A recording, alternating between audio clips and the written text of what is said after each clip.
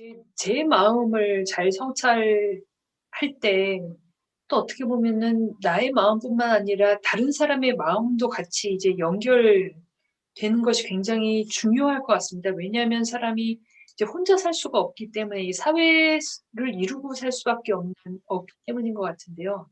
그렇다면 교수님께서 생각하신 한국 윤리의 정초를 생각했을 때 다시 이제 첫 번째 대담의 제목, 한국 윤리의 정초를 오늘 쭉 말씀을 들어보니까 이제 마음을 좀 잘 챙길 때인 것 같다. 이런 생각이 드는데요. 그럼 마음과 마음이 서로 연결되고 이해되는 공감이라는 것도 가능할까요?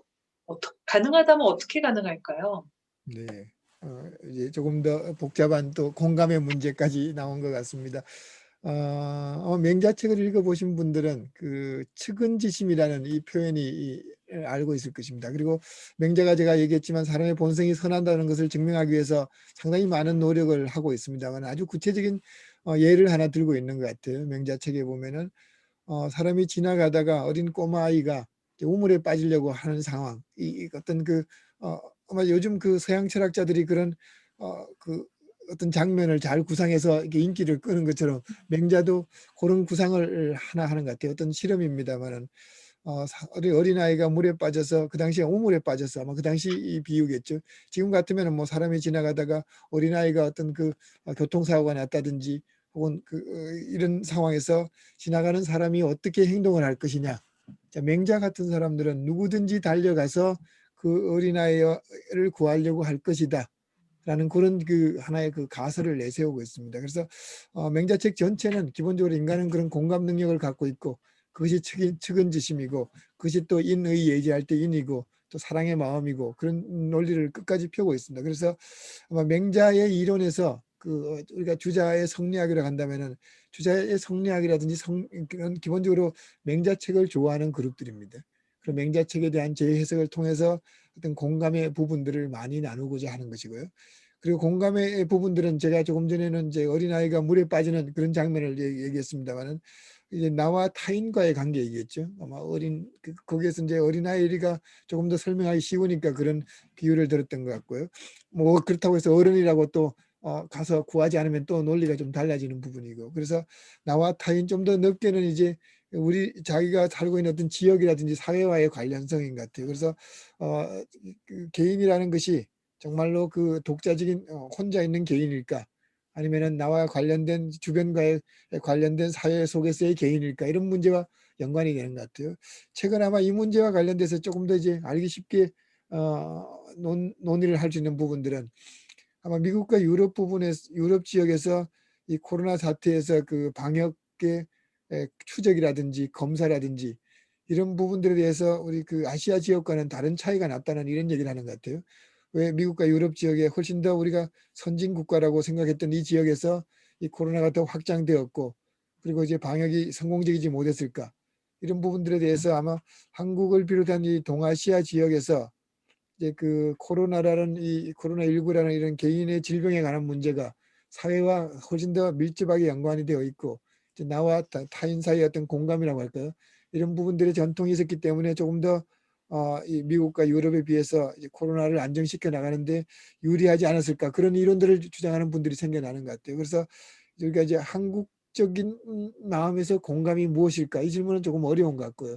한국을 비롯한 이 아시아 지역에서 조금 더 이제 공동체주의적인 아마 개인의 감정 속에 공감이 있느냐 없느냐 이런 문제를 떠나서 이제 공동체 속에서의 개인의 감정 이런 부분들과 연관시킬 수 있는 영역이 있지 않을까 이런 생각이 들었습니다.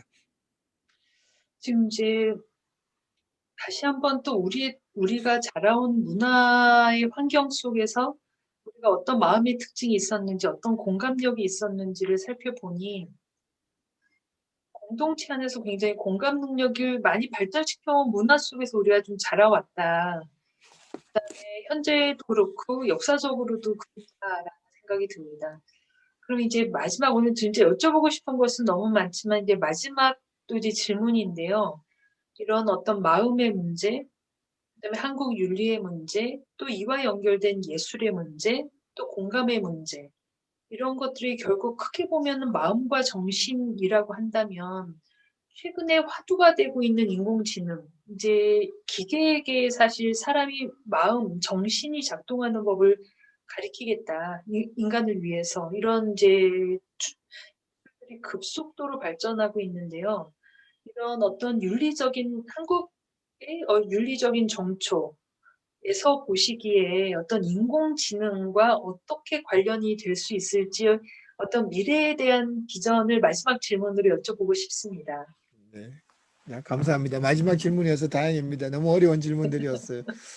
아마 인공지능, 저도 요즘 뭐 많은 분들이 인공지능 공부를 하고 있어서 저도 인공지능 공부하는 연구팀에 들어가 있습니다. 그리고 제가 들어가 있는 그 연구팀의 그 주제는 인공지능의 바이어스라고 할까요? 우리가 인공지능은 정말 그 공평무사한 것이라고 생각했는데 실제로는 인공지능이 상당히 많은 바이어스와 편견을 갖고 있다.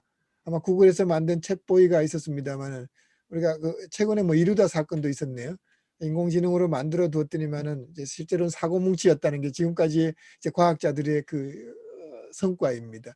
그래서 물론 이제 과학자들은 앞으로 이런 문제점들을 극복해서 훨씬 더 이제 그 아이디어란 인공지능을 개발할 수 있다라고 얘기를 합니다만은 어제같이 철학 공부하는 사람들은 인공지능이 왜 그런 바이어스를 갖고 있을까? 이런 그 이야기를 한 것 같아요. 그래서 조금 더 쉬운 예를 들면은 아마 우리가 그 윤리라는 문제는 지역적인 그 특성이 있다고 보여집니다. 아마 우리가 미국 가서 살 때 미국 사람들의 어떤 사회적인 패턴 룰이 있는 것 같고요. 그리고 이게 한국을 비롯한 아시아 지역에서 살아갈 때 패턴 룰이 있는 것 같아요. 이 AI가 대답할 수 있는 기능들은 어떻게 훈련받았는가에 따라 다른 것 같아요. 그리고 이제 미국 버전의 AI가 대답하는 방법도 있고 한국 버전의 AI가 대답하는 방법도 있는 것 같아요. 그래서 AI 자체에 대해서 우리가 상당히 많은 이제 기대를 많이 하고 있습니다만은 제가 보기에는 지금은 이제 어떻게 만들 것이냐의 문제인 것 같고요. 또 하나 제가 공부하다 느낀 것은 저는 아직 뭐 잘 모르는 영역입니다만은 인공지능이라는 이 표현 자체가 상당히 그 서양적인 표현이라는 생각을 했습니다.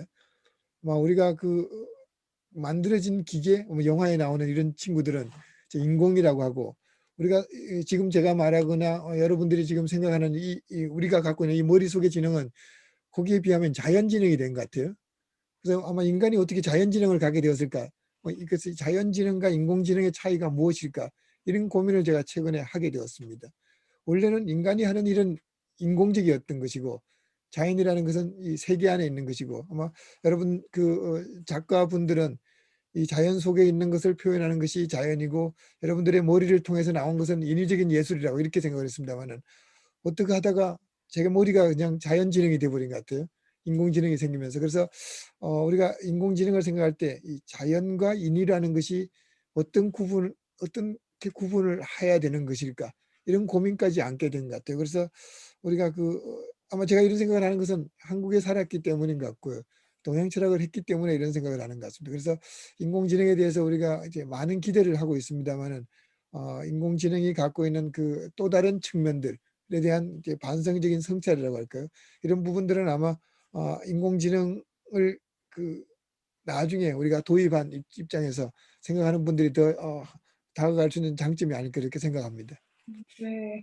아유, 감사합니다. 이제 오늘 한 시간에 걸쳐서 대담을 하고 보니 저희가 정신의학에서 생각했던 어떤 무의식, 그다음에 자아, 그다음에 초자, 특히 윤리와 아주 연결된 초자아의 이 부분에 대해서 우리가 어떤 문화적 전통에서 살고 있는가, 그다음에 또 앞으로는 어떻게 좀 이제 미래와 연결될 것인가까지 잘 양인모 교수님을 좀 여쭤보면 양인모 교수님께 여쭈면서 많은 성찰을 할 수 있었던 것 같습니다.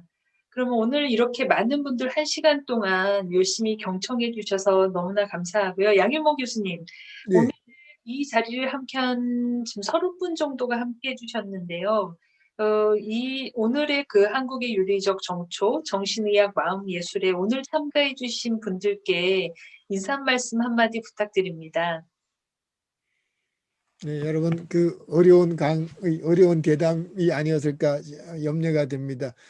더 쉽게 할 수 있도록 제가 더 열심히 공부하고 다음에 또 기회가 있으면 만날 수 있기를 바랍니다. 감사합니다. 네, 그리고 오늘 이렇게 귀한 시간을 내주셔서 정말 짧은 시간 안에 우리가 좀 잘 이해할 수 있도록 우리의 마음의 문제, 또 한국의 윤리의 문제를 설명해 주신 양일모 교수님께 진심으로 감사를 드립니다. 그래서 이것으로 2021년 관장초청 대담 양일모 교수님 편을 마치도록 하겠습니다. 여러분 고맙습니다. 교수님 감사합니다. 고맙습니다. 네, 감사합니다.